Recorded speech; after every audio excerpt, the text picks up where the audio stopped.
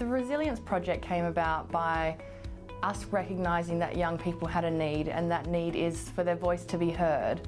I think a lot of the time as practitioners, social workers, mentors, you know, we can be so focused on our job that sometimes we're not hearing what the young people are saying. And I think where resilience is so relevant to these young people today is that we're taking the change and putting it back in their hands. It's not always the easiest thing as practitioners or mentors, but I think what it does is places the responsibility back on the young person. And I think sometimes when we're telling young people what to do, it creates conformity, and we want change in young people. So having them take ownership and authority of their own situation empowers them to see change not only quickly but over a long distance of time.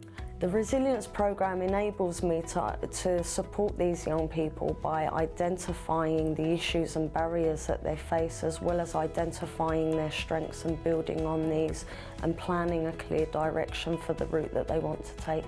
These young people often face very negative experiences and don't believe in themselves, and what I like to do is actually enable them to see their potential and make them realise that they can achieve big things.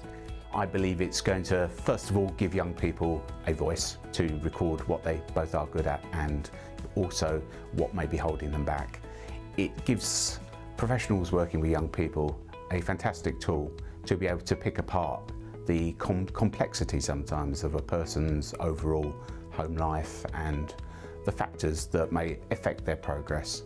I believe also that it can really effectively feed into the education, health and care plan process, enabling us to record very robust outcomes in those plans and to have very clear steps towards meeting those outcomes.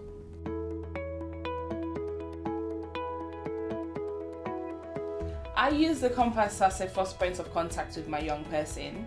So at the initial stage of meeting them, I use the compass to identify their barriers. And throughout the program, I tend to use it again to sort of monitor their progress. And at the end as well, once they finish the program, I will use it as a close point to see how they've progressed throughout the program.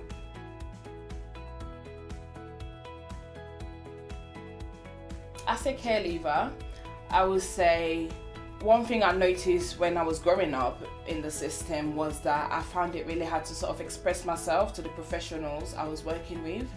And I believe having a tool like this would have helped me to express myself in a different way.